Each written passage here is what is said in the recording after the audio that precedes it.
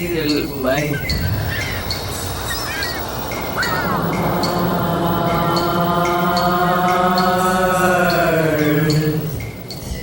Welcome to Speak Sex. I'm your host, Eurydice, and today we're going to talk politics. We're actually going to discuss politics in the context of the patriarchy, and we'll start with the Latin vote here in Miami and how it has affected the race pretty dramatically, not only in Florida, but nationally. We're kind of like still in it because of this unexpected shift.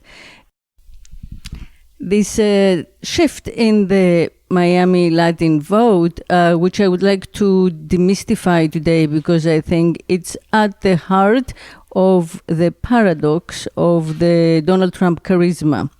And I feel that I am qualified to speak to it because I speak sex.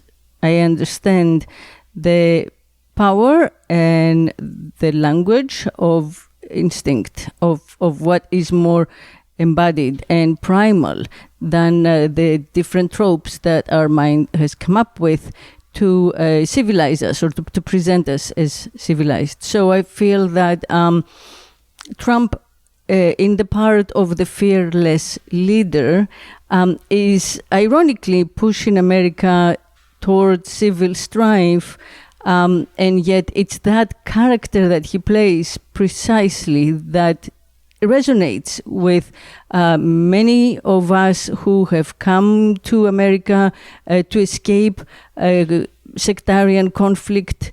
Many new immigrants or citizens who were raised on the stories of parental immigrants who fled civil war or prosecution, and usually we fled countries led by juntas, led by dictators, led by the exact type of strongman who, however, feels very charismatic because he reprises the very primal play of the patriarchy on the national stage.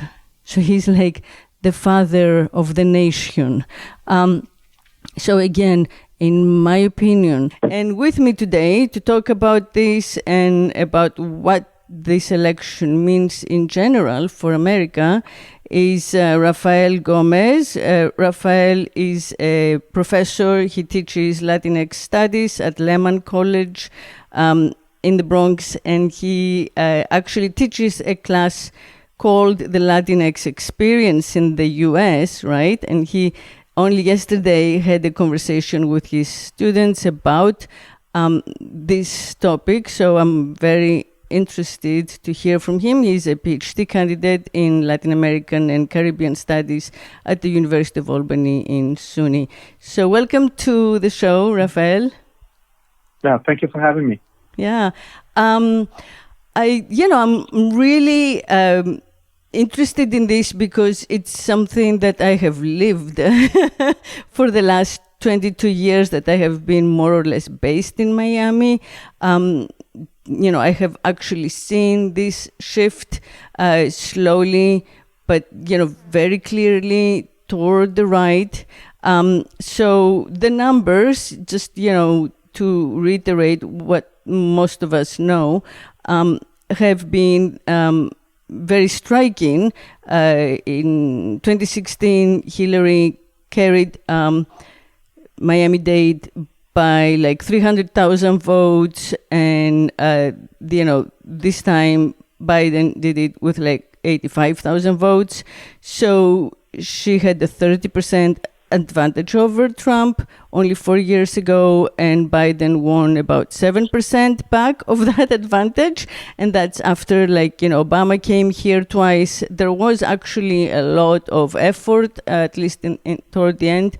And so the Democrats lost 2 congressional seats as a result of this here in Miami. And 2 years ago, we lost a Democratic senator. We failed to get a Democratic governor, which of course affects long-term the politics in Florida because, as Bill Maher likes to say, power begets power, right? So like power creates the conditions for its own perpetuation. That's what power does, or money does, right? A system does.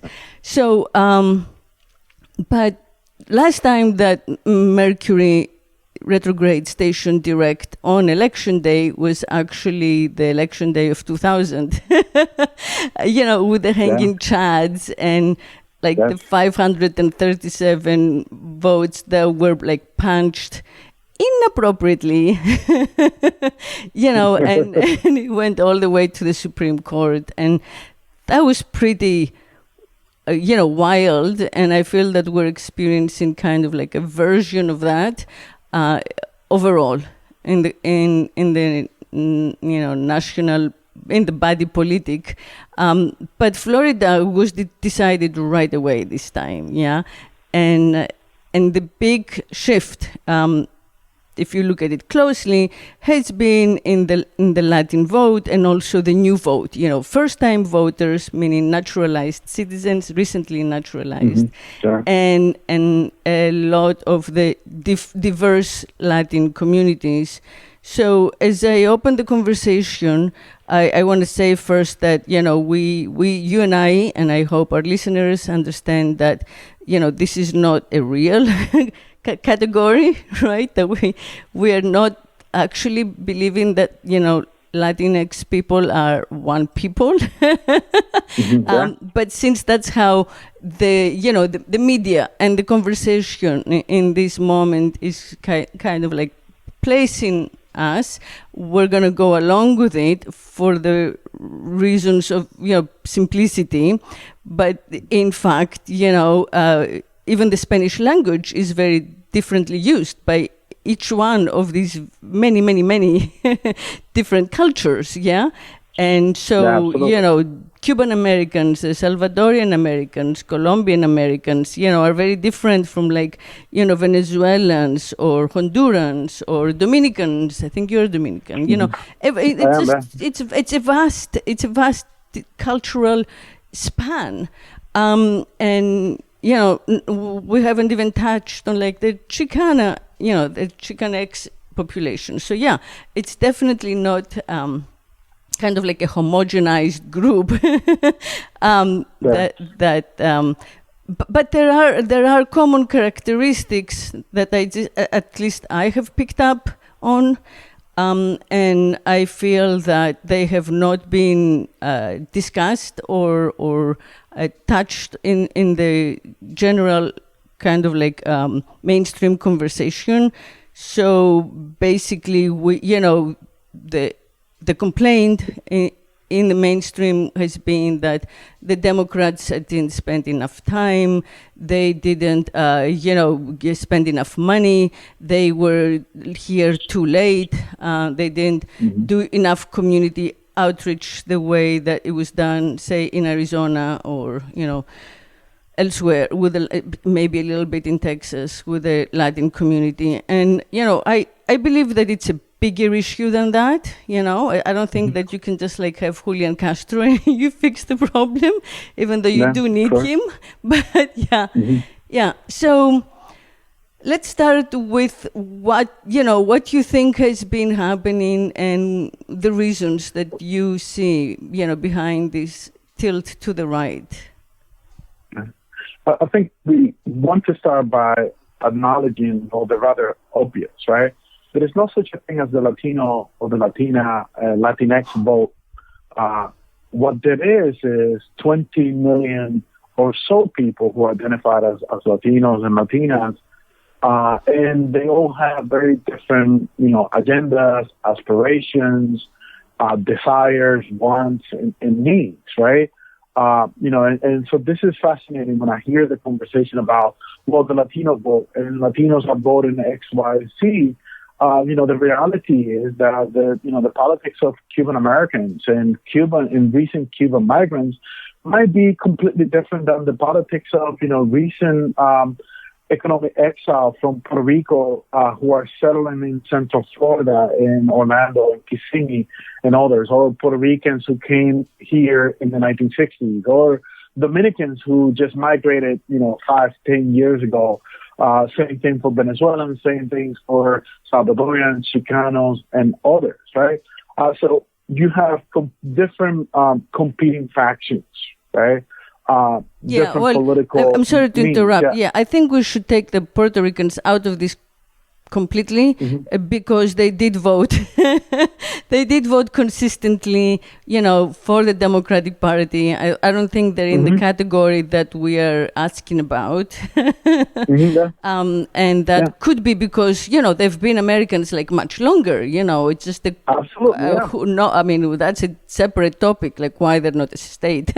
But so... No, and it comes back to this idea that different peoples are going to have different visions for our society. And so this lurks to the right, if you will. The reality is that, conservative Cuban Americans in the so-called Cuban vote has been consistently conservative now for 1 or 2, 3 generations. Since the 1960s.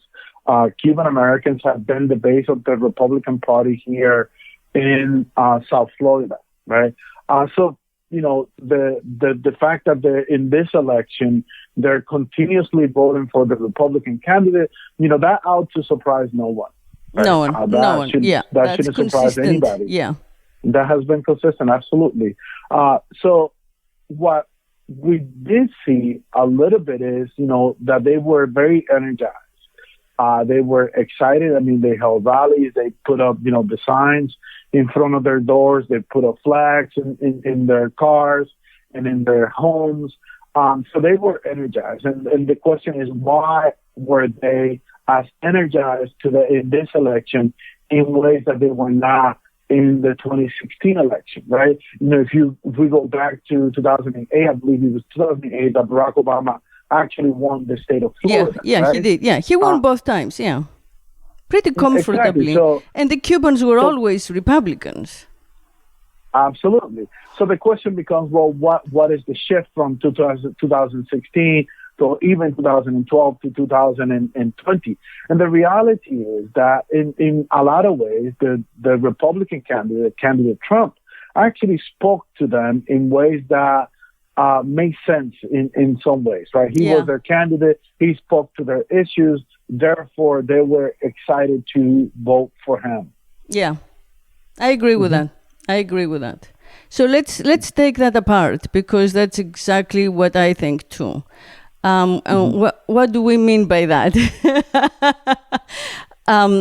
My take is that, a lot of these different folk are, a lot of our immigrant communities in general come from strong patriarchal traditions. Absolutely. And also often from, strong authoritarian traditions. And even though they have escaped authoritarian regimes, it's really a matter of semantics, right? So by semantics, I mean, you can change the words around, but they're just words. So it's a little bit like playing musical chairs, this era, the Republicans are in, not supporting the black community, but in Lincoln's era, like they were, that sort of thing. Sometimes the actual system doesn't change, but, the names get passed around, the roles get passed around. So it's like we're all on a stage and we're playing the same kind of like basic patriarchal play, but we can switch roles. And I think that's a little bit, what happened here. So a lot of people who had like huge trauma more recently in Latin countries headed by, dictators, by autocrats and plutocrats, or corporate tyrannies, all kinds of authoritative regimes, have been nevertheless kind of like raised and trained, and taught in school to respond to the allure, right, of like the father, the leader, the fearless leader, the it's like the whole like venceremos and el jefe, like so many of Latin people here, will call like the boss, jefe, and they'll be like, and they're very conscious of that kind of like pyramid, that hierarchy. So it doesn't matter, they're not going to like ask all the specific questions, who is Biden and what's his history, and is it possible that he's a socialist? Because like those socialists back home were also like not socialists, They can, like the Soviet Union was not socialist. I mean, it was just another, dictatorship, but it named itself that. So, taking the roles basically and turning them around means that people get stuck on words. And what Trump really did well, I think, is he played the part. He acted this part. He has been acting it. Partly because he doesn't care about the substance of things or understand the substance of things. And so he's also been, trained on like TV and movies. So he's seen how like it looks to be a leader in the movies. And he's doing that, and I think, people liked his certainty and his nostalgia, so like a vote from like the Latin community or white community that went for Trump in 2016 could have been a protest vote. Like people, like, they didn't want another Clinton. They didn't want Bill Clinton back in the White House as a first husband. Like people just, a lot of people just didn't feel comfortable with that being the option. But now, 4 years later, I think it's like a nostalgia vote. It's like, so it was I think, he hit the emotional tones, and that's not something that propaganda and spin, does so simply. Like, it's not like, the Democrats didn't explain, it's deeper than that. You agree with me? Absolutely. Yeah, well, actually, one of the most fascinating categories, looking at the exit poll data, was how many people preferred Trump, or the people who voted for Trump, because they saw him as a quote-unquote strong leader. And I was really struck by that because, well, what exactly does that mean, right? And what, language matters here. So when we speak about Trump being a strong leader, what is he being a strong leader about? Right. And it is this, this nostalgia for this, mano dura politics, right? Strong arm of not even the state, but rather a strong arm of the father, right? If you will, right? That's right. That's right.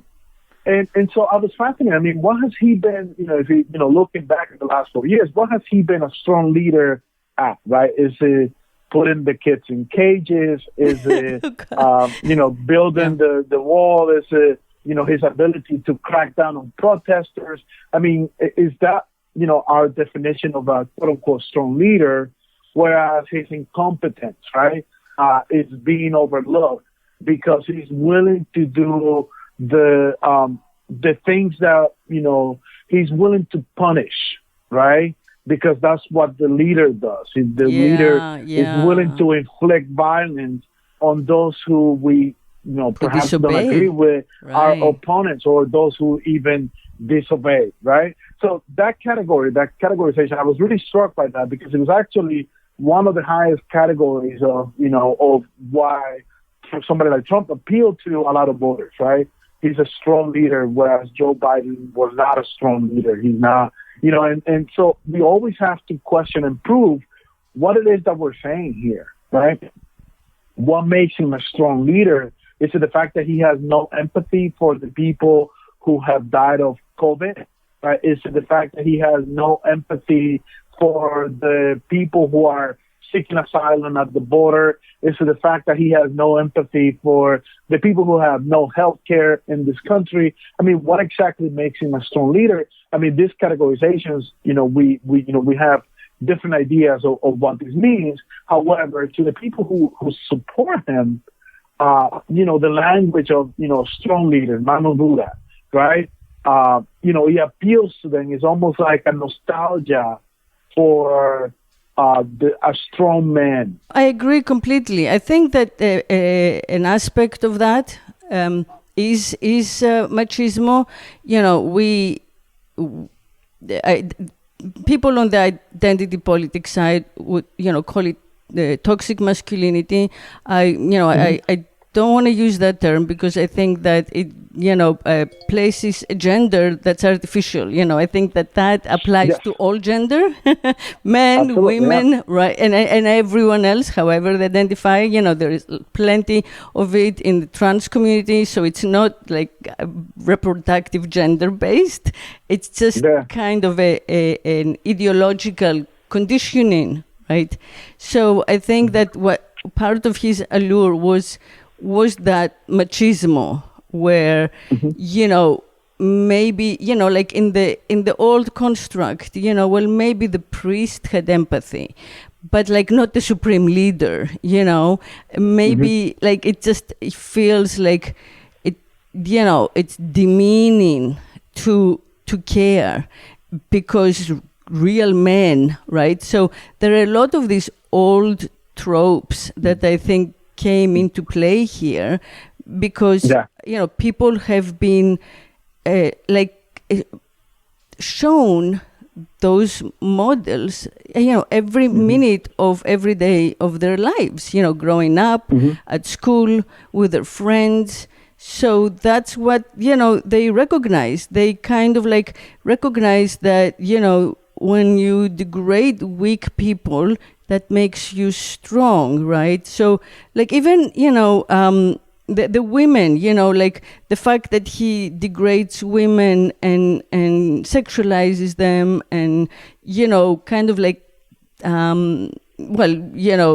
of course, disrespects them completely, except his mother, fits that whole, macho image that's very, very potent in the Hispanic communities that were oppressed longer, and so that there is also a lot of colonialism that has to be processed and expunged from their culture.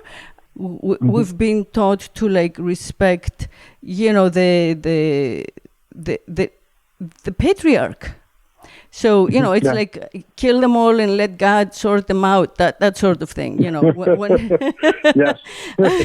No, it's also really fascinating when you think about, how this notion of masculinity as embodied by Trump, right, is this hold no barrel masculinity, how it cost us, from 2016, right? So obviously, using the 2016 election, how he presented himself as the more macho candidate, whereas Hillary Clinton, as the woman, could not protect you, right? She could not be counted on to be the strong leader, right? And so we think about how that has, and all of the people in the Republican primaries. I mean, remember, the Cubans had their first Cuban candidate, right? And he lost because his hands were smaller. Absolutely, yeah. I mean, and he even made fun of one of the candidates' wife, and which in the playground, you never insult, the mother, or you never insult the girlfriend, right? And yet he got away with that, and actually he was cheering on that.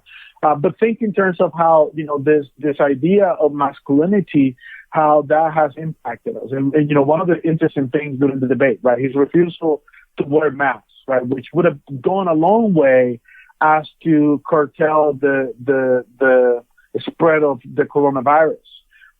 His refusal to wear masks, which was also seen as an extension of his masculinity, right? His bravery. But on the other hand, I mean, that was really, in so many ways, killing us, right? Is literally making us sick because we're not protecting us, right?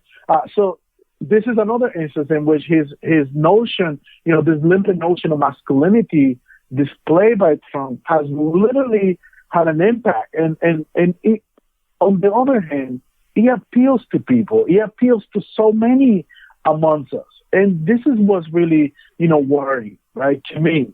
When we think about, what courage means or what it means to be a good leader, right, or even to use the preferred language, to be a strong leader, right, showing empathy is something that I will consider somebody to be a strong leader.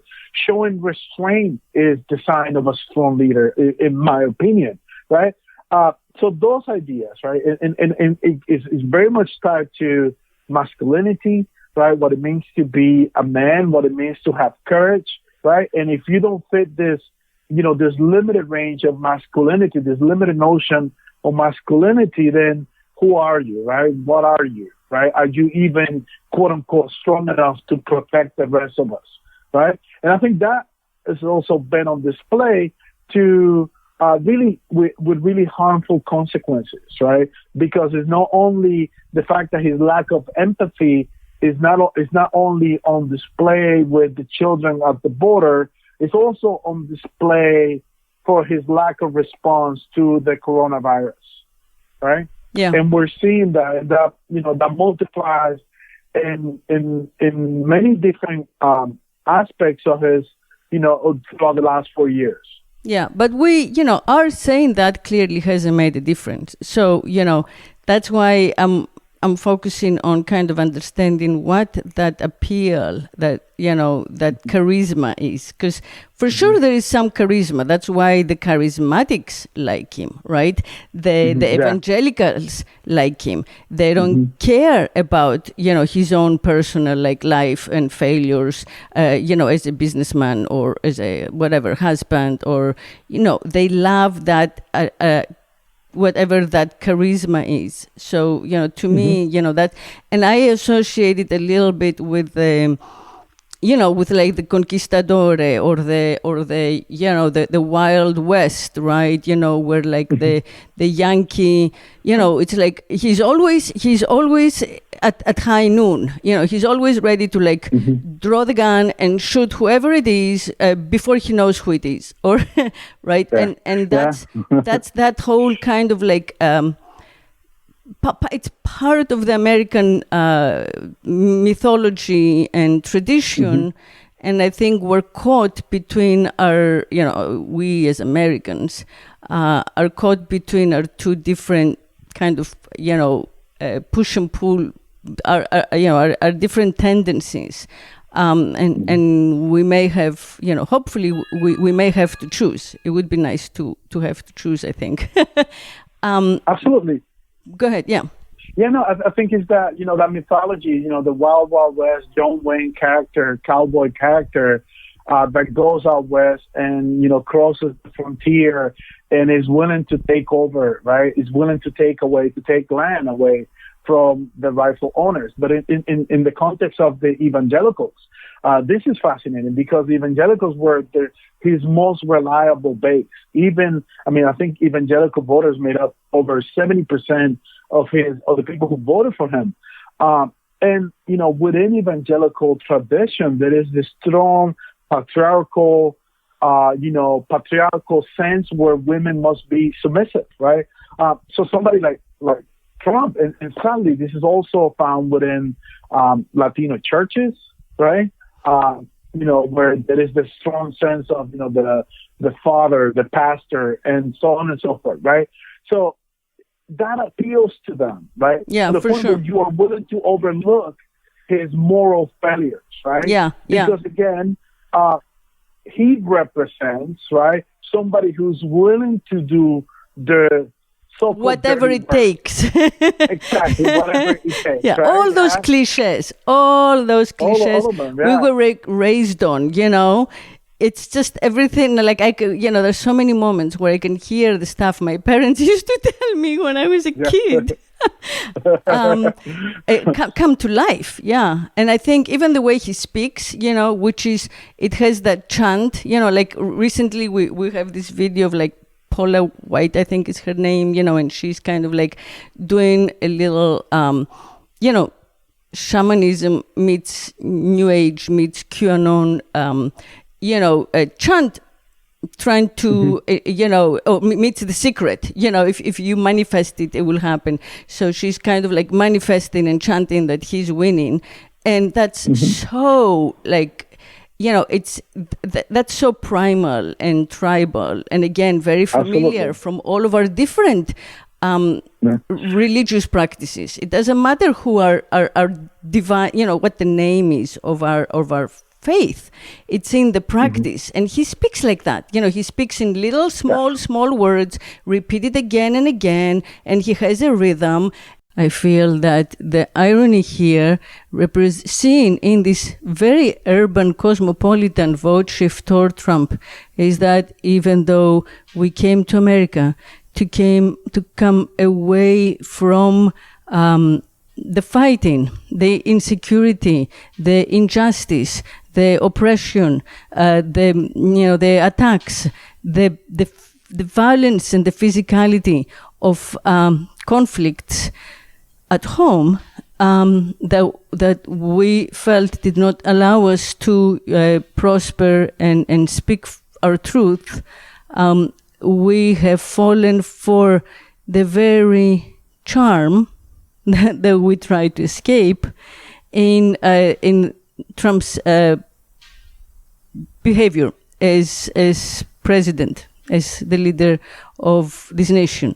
So it seems to me that the patriarchy has come back, has looked at itself in the mirror and seen Donald Trump. And here we are at this moment, and I feel that becoming conscious of it matters in the long run. And the people who come like more from the gut, more from like the bowels of the patriarchy, let's say, right? And that's the vast majority, respond to it instinctively. So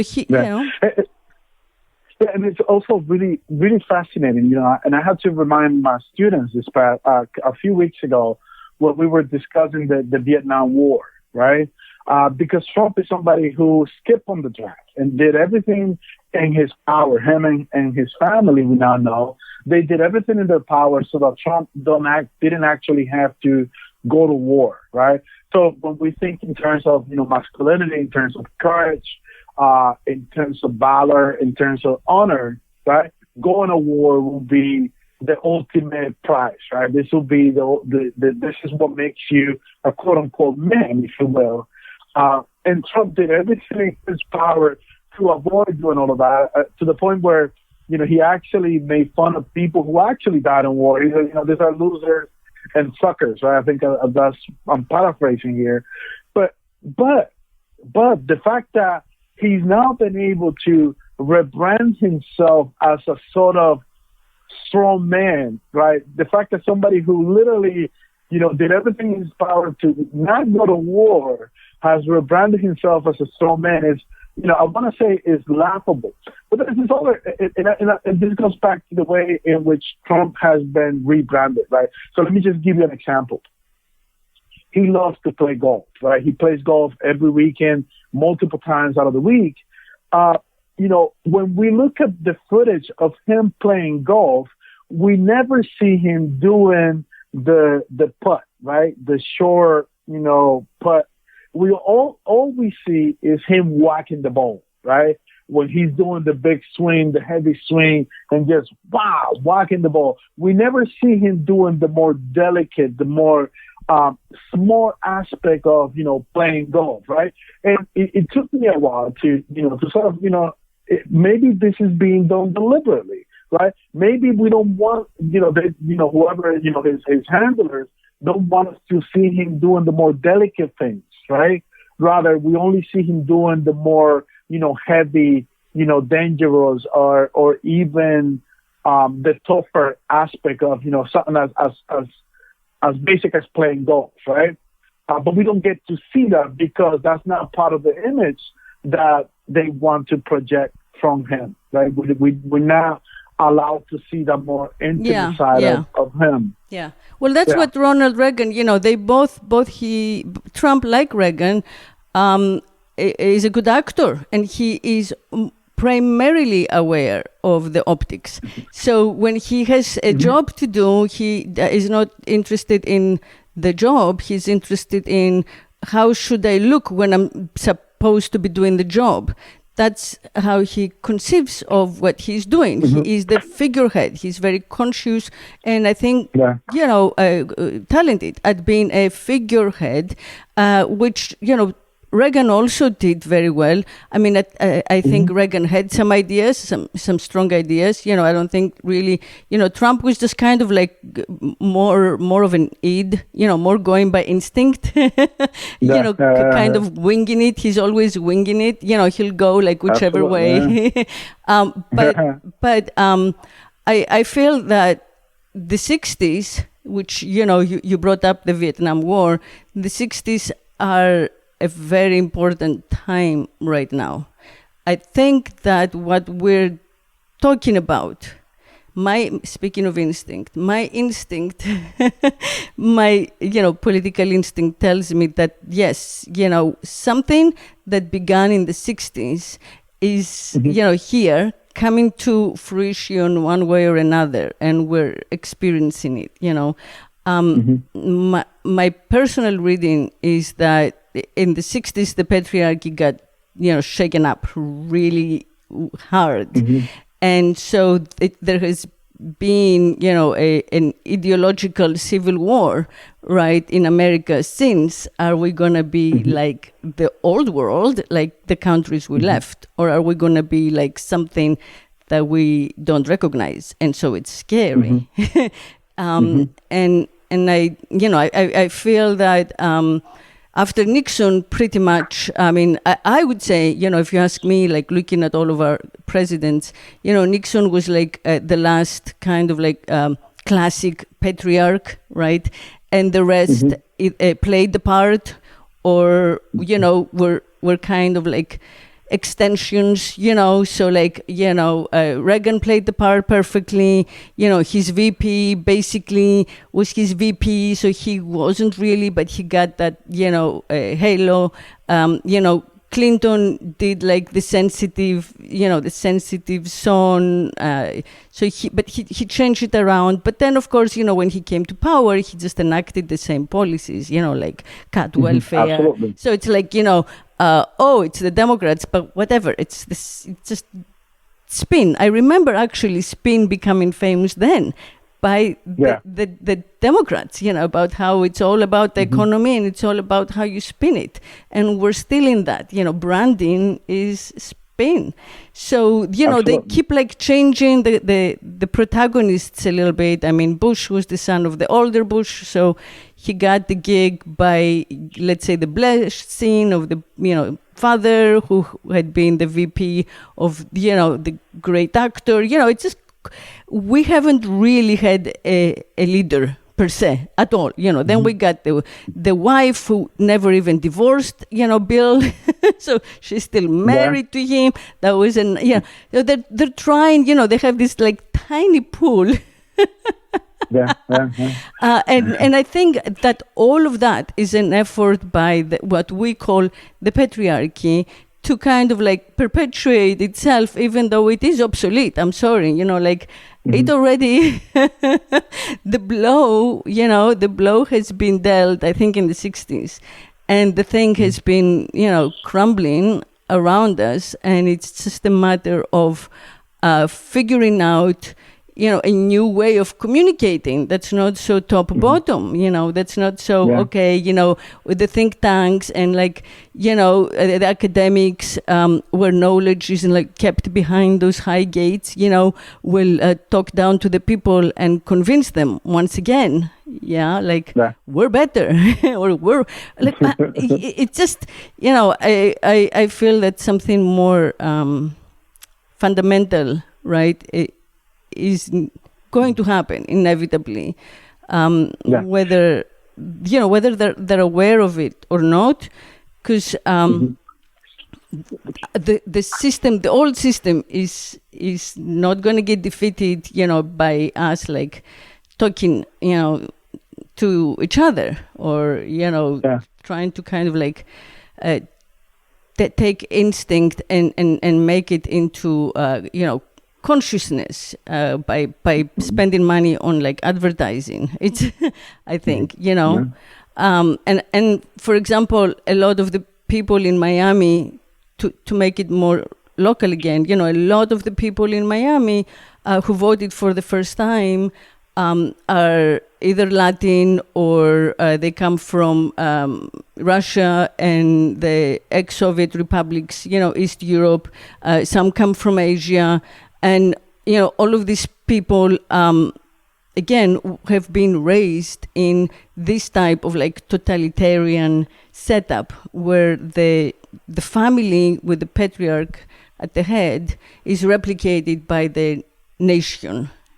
And, it's like, I don't know if it reminds me a little bit, well, it's definitely like plantation culture, and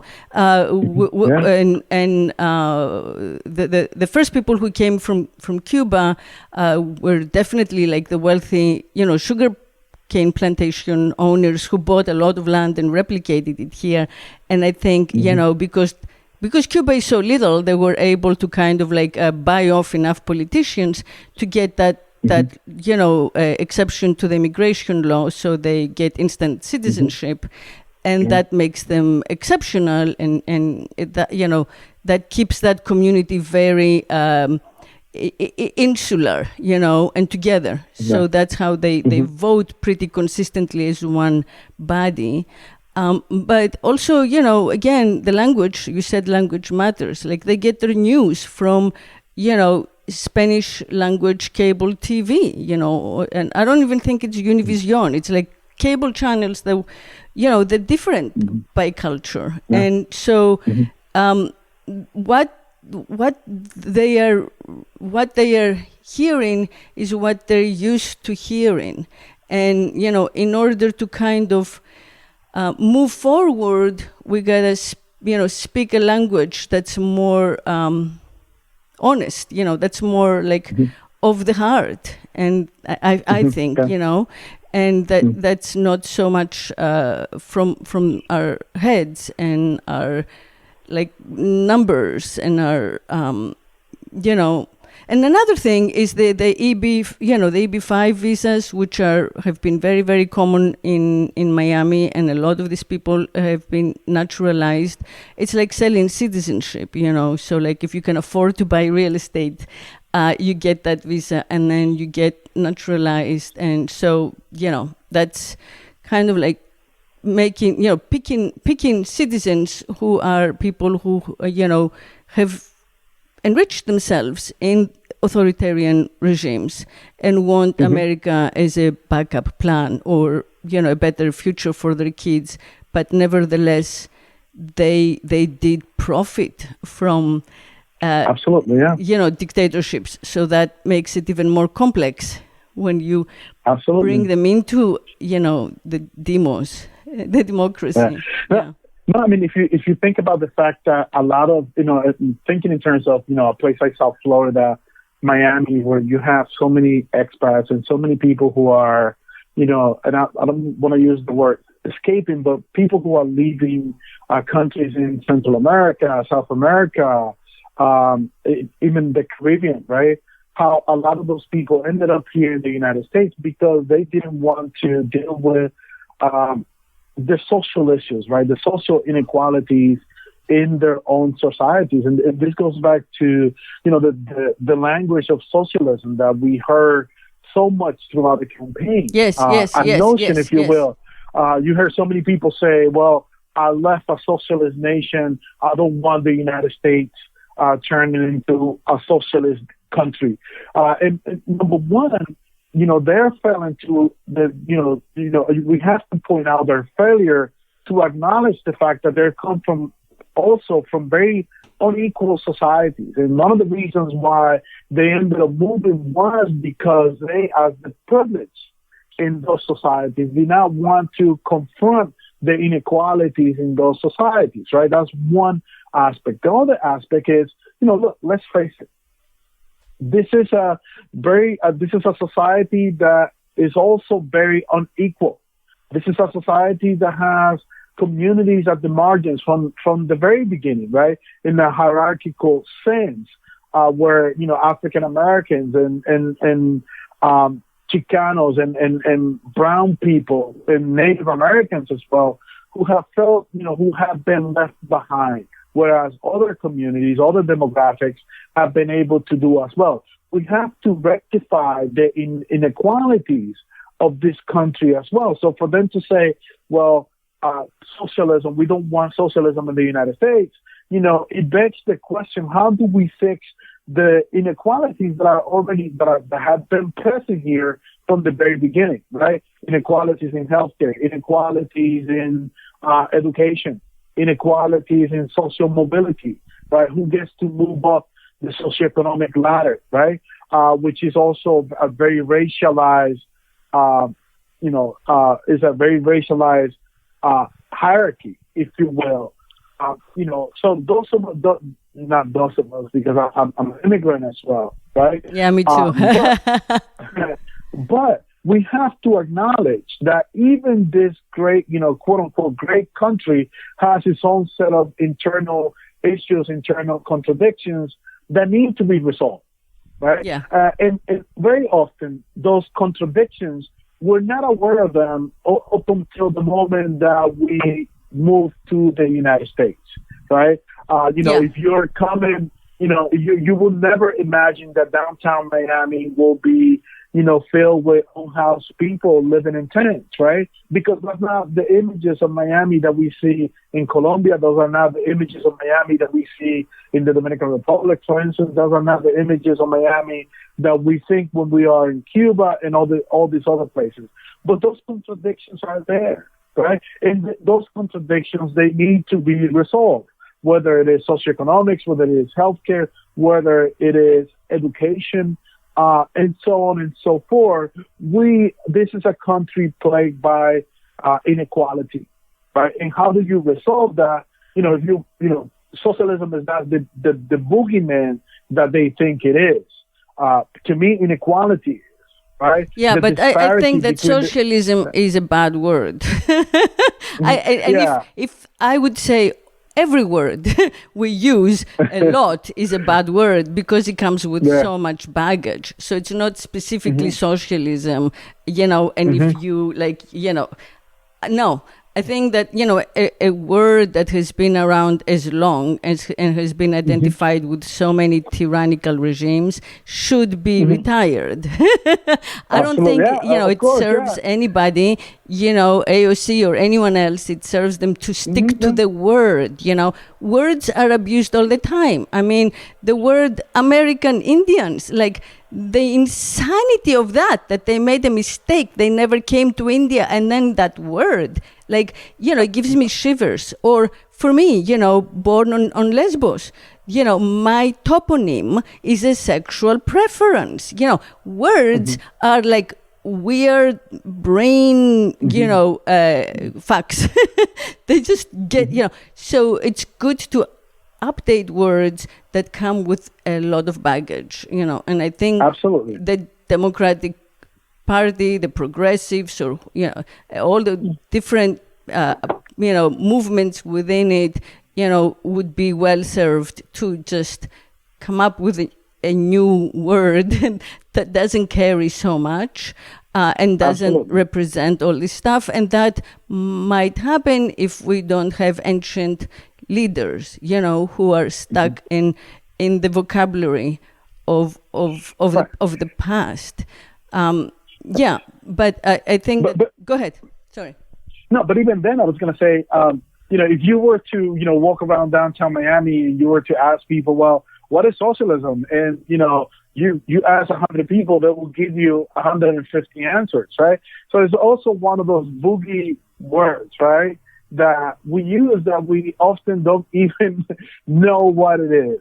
Regardless of whether we're calling it socialism, whatever it is that we call it, we need to address the inequalities in this country, right? And I think that we're way past due, a major reckoning, whether it is socioeconomic, whether it is as far as, race, whether it is as far as other aspects such as education, or whether it is, something as fundamental as access to healthcare, right? Which the coronavirus now has shown us how vulnerable so many of the members of our society are.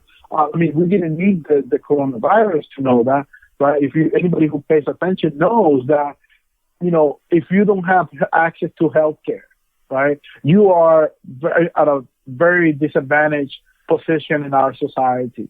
So we need to be able to resolve those inequalities. Whatever language we use. I'm all for it. When I call ourselves unicorns, and I'm all for that, right? Yeah. So long as we get to the goal, which is a more just, a more fair, a more equal society.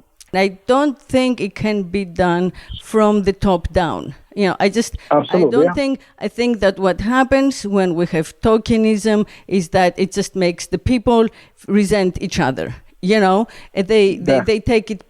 People take it personally, and it creates animosity within a community. And especially if that animosity is either gender based or skin hue based, then it's counterproductive. Because absolutely, our first step, I feel, has to be that we get past, we become post-patriarchal, we become gender conscious, we become race, focused. And in that way, we can all together, find equality. So it's important to kind of recognize the extreme inequality, and also the difference between people like you and I who left our countries. We chose to, give up our language, our family, our home, our familiar space, because we believed in America. And people whose ancestors were brought here as slaves, who did not even choose that, right? So that's a defining difference, not to even mention the native population, but within, within the spirit of preserving a union,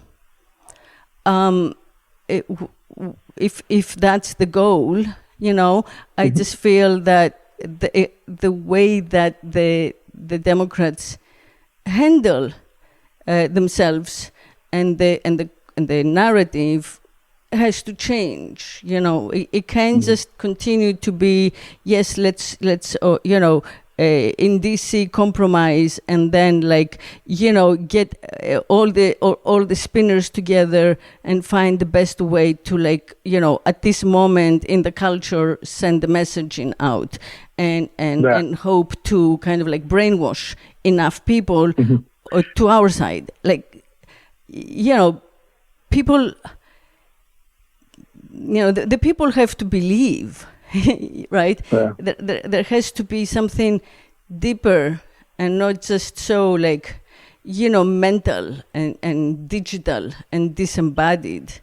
And I think that Trump was able to embody something very primal, which I don't agree with, you don't agree with, but it's a reality, Part of what has shocked me personally is the trajectory of the hippies, who also voted for Trump here in Miami.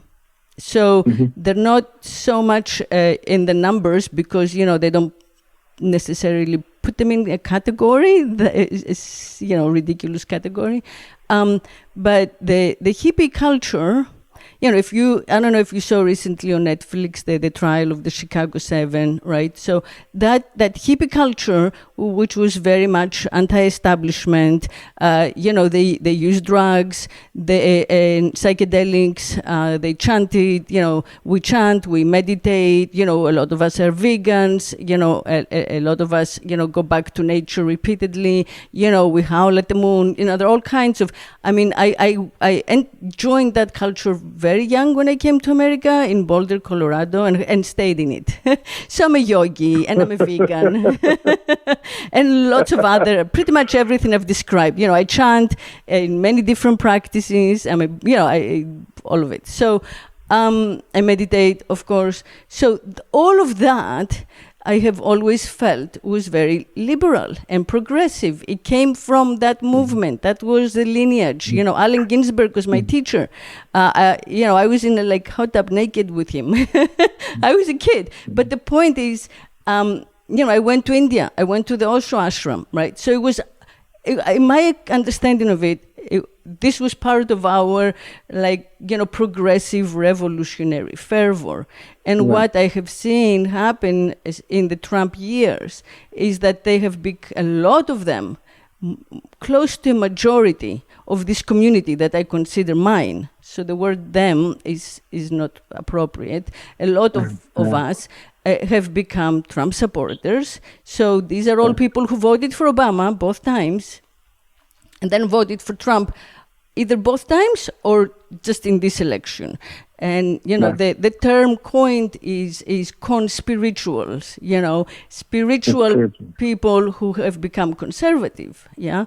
And again, it's that primal, it's because in this consciousness community, we are always looking for that feeling of ecstasy, that charismatic experience, creates. And so whether it's the rallies or whatever, they felt that. They have, felt that in Trump. And I believe it's a trompe l'oeil, to me, it really makes me want to cry sometimes. Yeah. It's almost like a cultish type of, yes, it's very cultish. Yes. Yeah. No, I think we can, looking at the, going in circles, right? You start, part of this, more liberal, hippie movement, and then you end up at the, when full circle, you turn into conservative, right? What that shows is, the limits of the liberal project, right? The limits of a liberal project that is inconclusive as far as who it brings into the fold, right? Because of course you're going to be disillusioned if the only people enjoying the benefits of, the society that you're building are people who look like you, and people who are, your families, your cousins, and people in your communities. Whereas the people on the other side of your community are not enjoying the benefits, then of course you're going to be disillusioned, right? But I think and I will argue that what, the last 4 years, if you will, are calling for is, they're calling for self-reflection, right? What allowed this person, this movement of people, the whole MAGA phenomenon, what allows it to emerge, what allows it to thrive, right? Because believe it or not, they're not going anywhere. They're here. Those are I know. That's what this election told us. That's why we're having this conversation. That's it. That's what the Miami victory told us. This is not rural America. This is a cosmopolitan center. Yeah. Absolutely. So we're going to have this reckoning of self-reflection that is necessary if we want to move forward, right? And if we want to move forward in a society that is inclusive of all its members, right? It can't just be, the people who look like me and the people who are enjoying the same benefits as me, because there are so many of us who are being left behind. Right. Poor Hispanic populations, poor black males voted for Trump because of this gut feeling, this charisma that I don't know if he sounds like I don't know if he sounds like a rapper, or I don't know if he's you know what I mean, but whatever it is. This is not the urban versus the ruler. This is not like, the rich versus the poor. It never is with like a, strongman situation. It's always the populism. That's what you gotta work with. Yeah, but one of the things that's really fascinating about, Trump is the fact, how prior to getting into politics or running for president, Trump was actually, he always got name dropped in hip hop songs, right? A lot of rappers were always using his name or mentioning his properties as a way of having some sort of, credibility for, wealth, right? Oh, I am at the Trump Tower XYZ. I don't know. We can look them up, right? So Trump always had that appeal that is now manifested at the ballot box, right? This idea of wanting to be like Trump, if you will, right? On the other hand, as when we think of as far as poor Hispanics, right, or poor people who poor Latinos who might vote for Trump, although the overwhelming majority of Latinos, people who identify as Latinos, actually voted against him twice in 2016 and 2020. However, there is an appeal, right, in the way that Trump was packaged, and we can think in terms of, church, the way a lot of evangelical churches, were brought into the MAGA fold, the ways in which, this sense of, unflippingness, right? He doesn't give a flip about things, how that appeals as well. Oh, so that appeals a lot. That appeals a lot. Absolutely. I have heard it so much here. Like, the dude doesn't give a flying, people love that. Exactly. So we need to think in terms of how that was packaged and presented to us, right?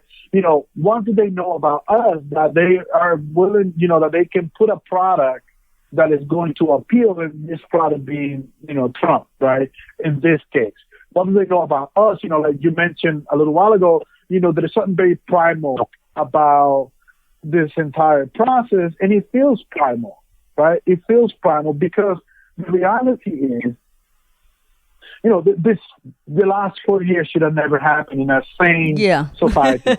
Yeah, and tribal, right? And tribal. I mean, wait, his sons, the son, the other son, the daughter, the son-in-law running the country. Like, it is so alike the dictatorships that we all fled. Absolutely. And yet that's the I'm just saying, I think that at the same time that we all fled the specifics of it. I mean, when I was born, there was a junta in Greece. So, and I didn't come here with my parents. They're still in Greece. I came alone for this.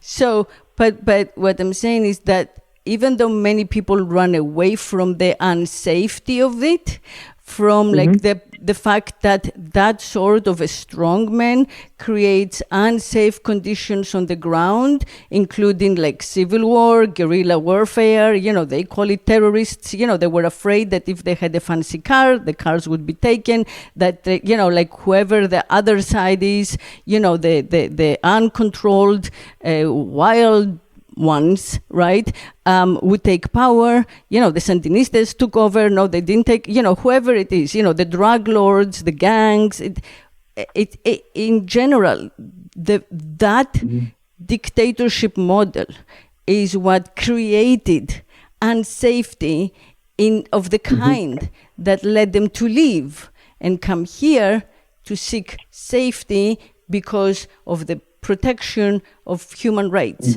by the law. But then here they get attracted to that, cartoon that they were raised on that can only lead to unsafety and civil war. Basically, it would only create a repetition of what they just fled. But it is easier for us to say that than to actually pass that message down. And for sure, the Democratic Party has done it terrible job understanding this, much less like explaining it, in the language that people speak every day. Yeah. No, and I think, if we think of, tribal, right? What is more tribal than the red hat, the red MAGA hat, right? Which is, an avatar for a sort of like belonging or in-group, right? That leaves out far too many, right? This is what we are, this is who we are, this is what we represent, and the red hat, captures, right? The Make America Great Again, right? Which, in order for you to belong to this, club, this tribe, you have to ignore so much of this country's history, right? You have to ignore, when were we great, right? You have to begin with that question. When was this country great in the first place? Yeah. Right? So in so many ways, belonging to this tribe, and he's able to capture that, right? Well, I'll tell you when the country was great. It's his freaking generation, the great generation. I mean, it's ancient people who, like, maybe when they were 15, were in World War II. I don't know. Right, but even then, right? So if you think about World War II, Latino soldiers and African American soldiers came back to unspeakable inequality, where they couldn't even go into restaurants, even with their, U.S. Army GI uniforms, Bill, right? So we need to consider that. When was this, this great generation of this, when was the country great, right? So they're able to package that in a way that, if you're willing to forgive or pretend, right, that our history is not our history, then you can belong to this tribe, right? We can make our country great, right? Great for whom, right? So to me is also very, very tribal.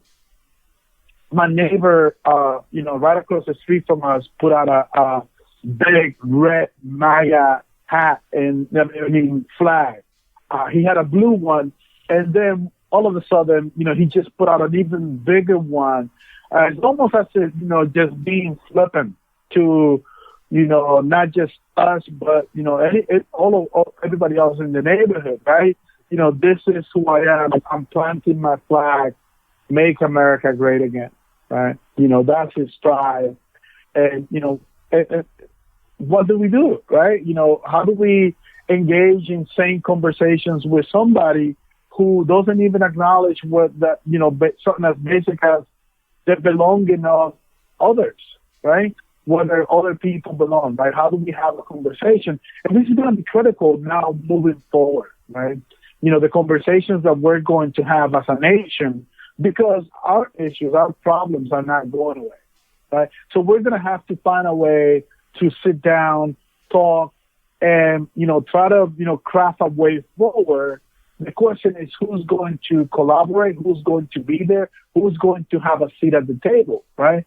The last 4 years were, traumatic in the sense that so many people were, just shut out, right? So many people were left out. If you didn't belong to the MAGA tribe, then you had no voice, right? Right. So what movement is sustainable on the end? We know the MAGA is the movement on that side. Is there a sustainable movement on, I don't want to say the other side, because, the goal is to not be separated and divided, but yeah, you know what I mean. Right. So this is where we're going to have to, and I've been encouraged by what I've seen, especially from young people, right? Young people who have a different vision of the future that is different from what we've seen, right? And they're willing to be engaged. I'm thinking in terms of, undocumented students and migrants who are organizing and demanding rights.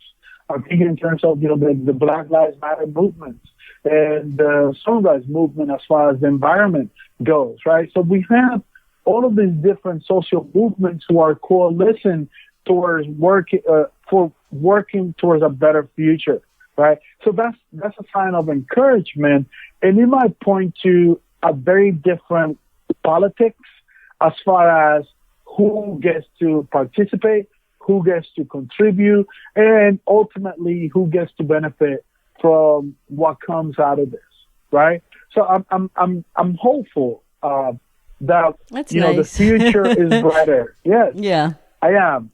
Yeah. I'm not that much of a, you know, I don't want to be pessimistic, right? I want to be hopeful that, you know, better days are ahead. You know, very, very different understanding of leadership, of masculinity, right? Of power. The key is in translating it, you know, that we all agree.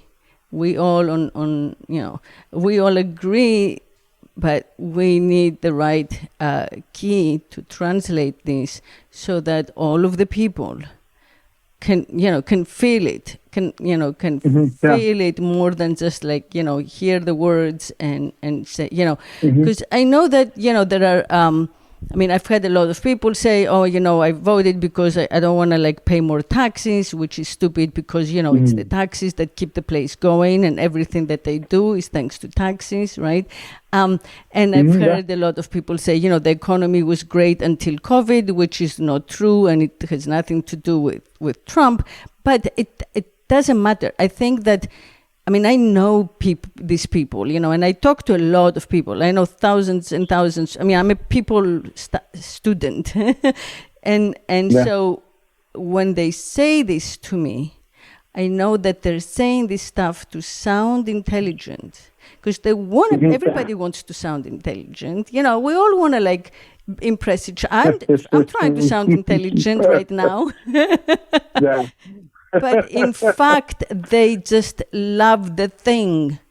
They wouldn't care about their freaking taxes, and if the economy was right or they love the drama. The drama being enacted, right, has somehow resonated at that very primal, place that has been conditioned by the patriarchy for like 5,000-6,000 years. And I feel that our best choice is to return something from that place, that we gotta come back, not from the top, like the teacher, which is what, Hillary and people tend to do. Biden profited from the fact that he just went silent, thanks to COVID. And he kept Kamala silent too. Yeah. But that's why we're here, like trying to count the last vote. There wasn't enthusiasm. Yeah.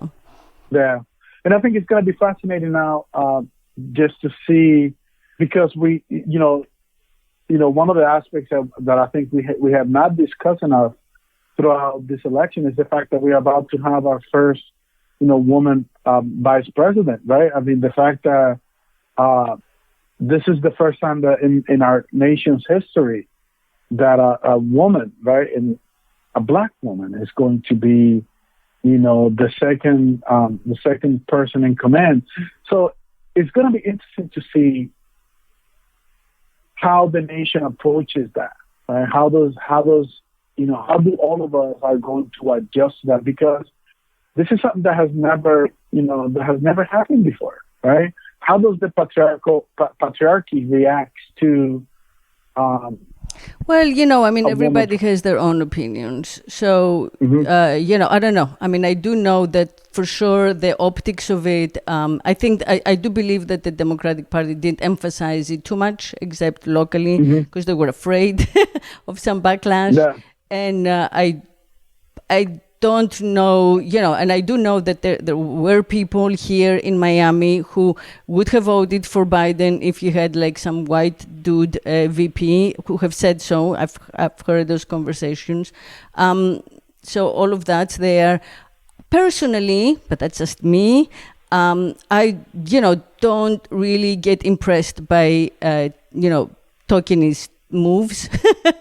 So do I think that because she is, blessed by nature to be able to reproduce biologically, she, represents necessarily my beliefs, I don't. I mean, we have a woman just now, nominated and squeezed into the Supreme Court, and she's a woman, and what does that mean? Nothing. Absolutely, so yeah. I don't think that any of that to me. It doesn't matter. I know it matters. The optics matter so much in this country. Unfortunately, we're so like screen based. how things look on the screen of the TV or the phone. But I have no idea if like the top enforcer of the law in California, would pursue policies that I agree with. I don't know, and I don't think that looking at her doesn't tell me anything. It doesn't. I mean, look at Thatcher in England. Like they had a female prime minister. Absolutely. So, I mean, So this is what's going to be fascinating as far as the type of moves that are made and the counter moves that are made based on gender, based on the gender and even the race of the vice president, right? What the moves and the counter moves as far as policy goes, and what from the perspective of social movements, the demands that are made, right? What demands are we going to make?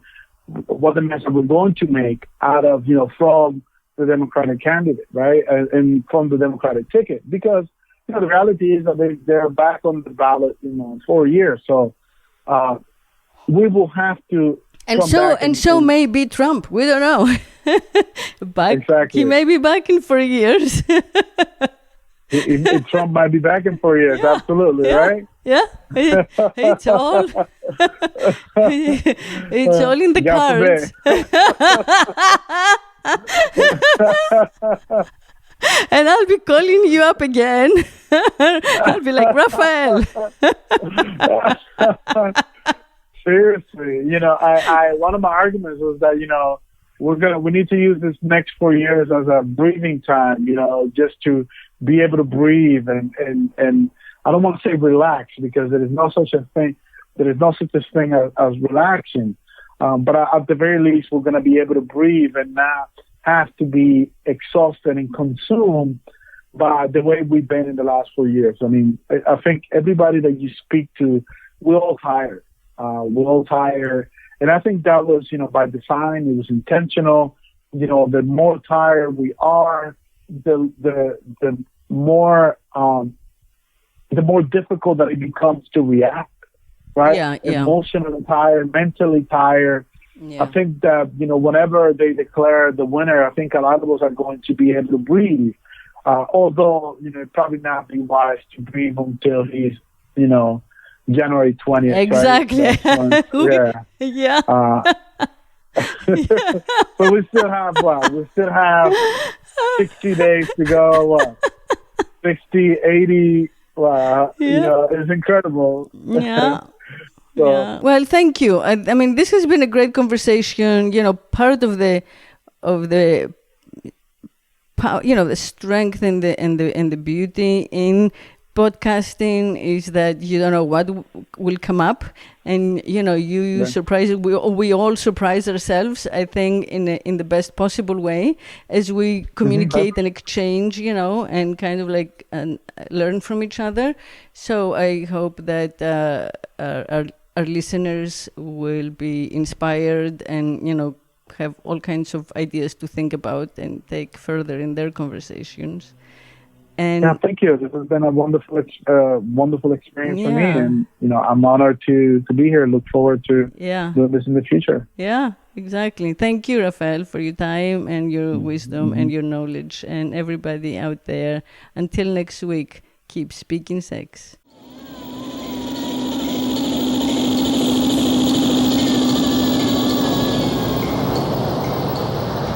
If I could make love incessantly,